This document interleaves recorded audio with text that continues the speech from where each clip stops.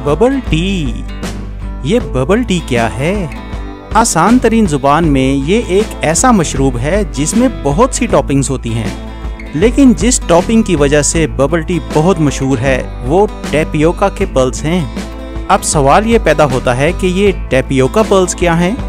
Tapioca pulse वो छोटे छोटे काले रंग के बॉल्स होते हैं जो इस मशरूब की बेस में होते हैं। टेपियोका दरअसल एक स्टार्च यानी एक निशास्ते का नाम है जो ताइवान में पाए जाने वाले कसावा नामी पौधे की जड़ों से हासिल किया जाता है। पहले इसे उबाला जाता है, फिर इसे गूंदा जाता है, फिर इसे बॉल्स की शक्ल दी जाती है, फिर इन्हें किसी फ्लेवर या ब्राउन शुगर की मदद से मीठा बनाया जाता है। काले रंग के टेपियोका पल्स ना भी दस्तयाब हों तो फिर भी मुख्तलिफ रंगों के पल्स इस्तेमाल किए जा सकते हैं। हमारे यहाँ ये पल्स सागुदाना से भी बनाए जाते हैं।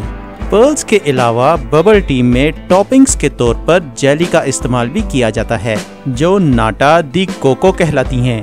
ये फिलिपाइन से आती हैं और इन्हें नारियल के पानी से बनाया जाता है, इसीलिए इनमें नारियल के पानी की खुशबू होती है।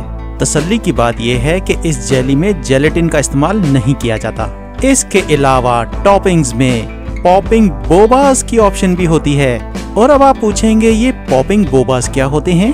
पॉपिंग बोबास छोटे छोटे बॉल होते हैं जिनके अंदर फ्रूट जूस होता है। इन्हें एक खास प्रोसेस से तैयार किया जाता है जिन्हें सफेरिफिकेशन कहते हैं। ये पॉपिंग्स अजीब जादुई चीज है। मुंह में जाते ही ये पॉपिंग्स या बबल्स गायब हो जाते हैं और इनके अंदर का जूस मुंह में भर जाता है जिससे बहुत सुरूर मिलता है। जरूरी नोट, क्योंकि बबल टी में तरह तरह की टॉपिंग्स इस्तेमाल होती हैं, इसलिए इसे छोटे बच्चों, बिलखसूस 4 साल से छोटे बच्चों को ना पिलाएं कि कहीं कोई टॉपिंग उनके हलक में ना फंस जाए। और बड़ों के लिए भी ये हदायत है कि अगर आप बबल टी पहली मर्तबा पीने लगे हैं तो सिर्फ छोटे लें और टॉपिंग्स को मजे ले लेकर एंजॉय करें। जल्दबाजी का क्या फायदा? और अगर आप खतरा महसूस करें तो बबल टी को टॉपिंग्स के बगैर ही पी लें। दूध में तैयार होने वाली बबल टी समझ लें कि खुश्क दूध से तैयार होने वाली चाय है, जिसे मगरबी मुमालिक में आमतौर पर क्लासिक मिल्क टी कहते हैं।